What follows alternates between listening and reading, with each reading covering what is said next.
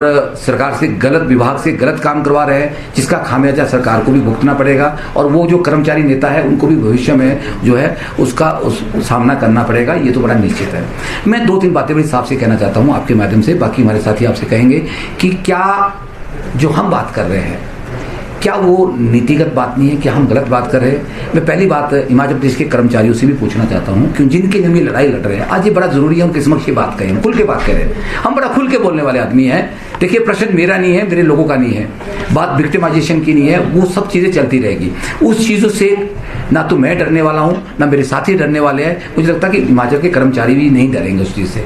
मैं आज ये प्रेस कॉन्फ्रेंस अपने ऊपर नहीं, हम इसके ऊपर कोई बात नहीं करेंगे, जो हो रहा है वो चलता रहेगा, उसका सामना करने के लिए हम डटे हुए हैं। हम उन चीजों से डरने वाले नहीं हैं। ये बात हम अपने विभागों को भी बताना चाहते हैं, विभागाध्यक्ष को भी बताना चाहते हैं जो किसी भी विभाग का है, और सरकार को भी मैसेज देना चाहते हैं कि हम ये जो हथकंडे बनाए जा रहे हैं, जिस तरह से कर्मचारियों को डराया जा रहा है, उससे डरने वाले नहीं है। इससे ये मैसेज जा रहा है कि सरकार बौखलाई हुई है, सरकार को कहीं ना कहीं एक प्रेशर बिल्ड हुआ है। उस प्रेशर से ध्यान डाइवर्ट करने के लिए इस तरह के हथकंडे, शो कॉज नोटिस या कुछ और इंक्वायरी करना, कुछ और तरह के हथकंडे अपनाना जो आप देख रहे हैं, उसके ऊपर मैं कोई चर्चा आज नहीं करने वाला हूं। वक्त आने पर उन सब बातों पे भी चर्चा करेंगे, पर आज हम अपने मुद्दों से नहीं भटकेंगे। हमारा मुद्दा जो है वो बड़ा स्पष्ट है और सरकार कोशिश करेगी हम भटक जाए, हमारा ध्यान भटक जाए, हमारी एनर्जी कहीं और लग जाए। हम उस एनर्जी को कहीं और लगाने वाले नहीं है, हम सरकार को बताने वाले हैं आप हमें जो मर्जी कर दो। हमारा फोकस केवल और केवल मात्र लोगों के, कर्मचारियों के हितों को, उनको सुरक्षित करने पे रहेगा। हम उस पर काम करेंगे। मैं कर्मचारियों से सिर्फ ये पूछना चाहता हूं, क्या जो पंजाब पे एक मिशन दे रहा है 1/16 की तिथि में, क्या हिमाचल के कर्मचारी उसको नहीं चाहते हैं? क्या उनको नहीं मिलना चाहिए? मैं बड़ी नीतिगत बात उनसे पूछूं। अगर आप संतुष्ट है, अगर हिमाचल के कर्मचारी संतुष्ट है, तो हम भी उस मुद्दे को छोड़ देंगे। हमें कोई जरूरत नहीं है हम बार बार इसी बात को उठाए और सरकार का ये लगे कि हम विरोध कर रहे हैं, तो हमें वो विरोध नहीं करना है।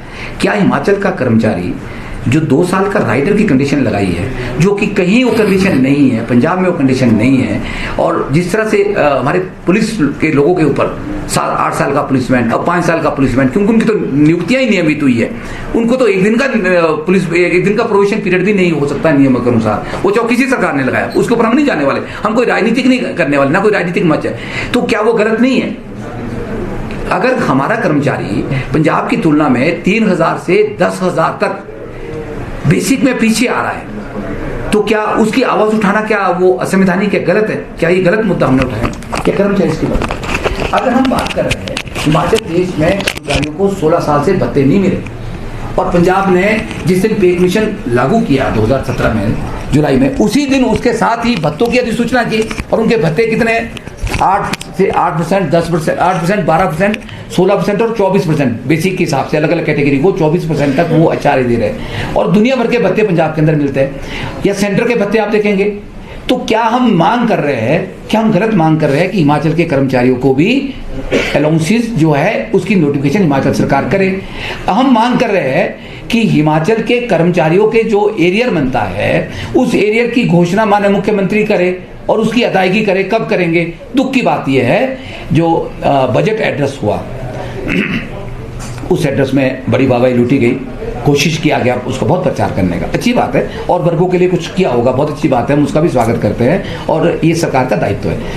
क्या मुख्यमंत्री को बहुत सारी ऐसी बातें उस बजट में थी, मैं मुझे बोलने में कोई संकोच नहीं है, जो बजटीय स्पीच का हिस्सा नहीं था, जिसमें वित्त का इन्वॉल्वमेंट नहीं था, फिर भी उसको बजट भाषण में लाया गया। जैसे कि प्रवक्ता को प्रवक्ता न्यू पद नाम देना है, तो उसमें कौन से 1 रुपए का भी मुझे लगता है इन्वॉल्वमेंट नहीं है, उसमें क्या फर्क पड़ा? फिर उसमें बोला कि हम जो है टीजीटी और टीजीटी और जो है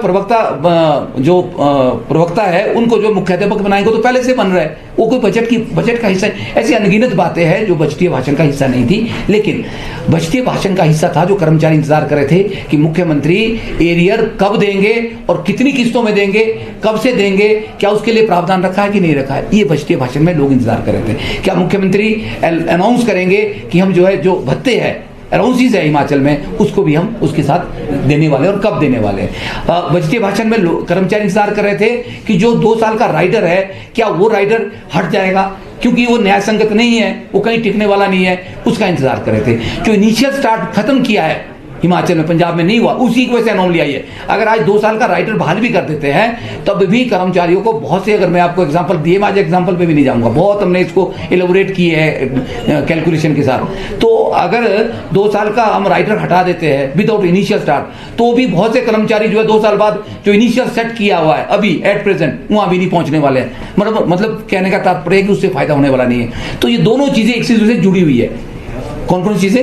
एक तो मैंने कहा आपको कि 2 साल का राइडर और इनिशियल स्टार्ट, और तीसरी बात जो इसके साथ जुड़ी है वो है 4-9-14 का टाइम स्केल, जिसमें 26/2/2013 की एक नोटिफिकेशन, 7/7/14 की नोटिफिकेशन, 9/9/14 की नोटिफिकेशन। ये 3 नोटिफिकेशन जब तक विड्रॉ नहीं होगी, 2009 की जो नोटिफिकेशन 4/9/14 की उसको बहाल नहीं किया जाएगा और उसको 2022 तक उसको कैलकुलेशन में नहीं लाया जाएगा, तब तक हिमाचल का कर्मचारी जो है वो पंजाब के बराबर किसी भी स्रोत में नहीं आ सकता है। ये 3 बड़े पैमाने हैं। और इस संदर्भ में मैं आपको बताना चाहता हूं, हिमाचल प्रदेश संयुक्त कर्मचारी महासंघ का प्रतिनिधिमंडल, आरोप लगाया जाता है कि आप अधिकारियों से मिलते नहीं। हम मिलते हैं, बहुत बार मिलते हैं। कल हम एसीएस फाइनेंस प्रभु सक्सेना से मिले और 1 घंटे हमारी लंबी चर्चा भी हुई है। हमने सारी चीजों को क्लियर करने का प्रयास किया और जानने का प्रयास किया कि अभी तक क्या हुआ है, कहां स्थिति है, क्या होने वाला, क्या नहीं होने वाला। लेकिन और साथ ही मैं आपको और बताना चाहता हूं कि हमने कल उनको एक और एडिशनल मेमोरेंडम भी दिया है एसीएस फाइनेंस को। ये वाला मेमोरेंडम कल उन्होंने हैंड ओवर किया है।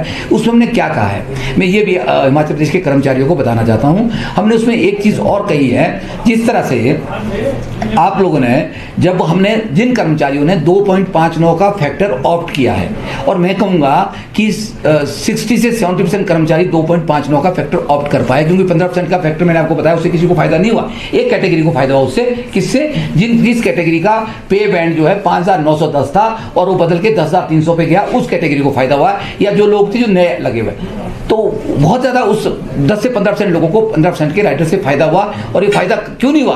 क्योंकि जो यहां दिक्कत आई, या जो हमारा 2 साल की कंडीशन है जो लगी थी, प्रोविजन जिसको हम बोल रहे हैं, वो प्रोविजन है नहीं, उसकी वजह से, और इनिशियल स्टार्ट जो नहीं है उसकी वजह से 15% का फायदा नहीं हुआ। अन्यथा पंजाब के अंदर 15% के फैक्टर से 70% कर्मचारियों को 15% के फैक्टर से पंजाब के अंदर फायदा हुआ, और यहाँ मात्र 15% को हुआ। कारण क्या है वो हमने स्पष्ट बोल दिए। तो कल हमने एक बात फिर कही है कि 2.59 का फैक्टर जो कर्मचारियों ने opt. The Dream Fulfilling Boarding School, Durga Public School, Solan. The school has the rare distinction of nurturing kids to national and international level in sports. Our career-oriented education produces doctors, engineers, armed officers, and students studying abroad.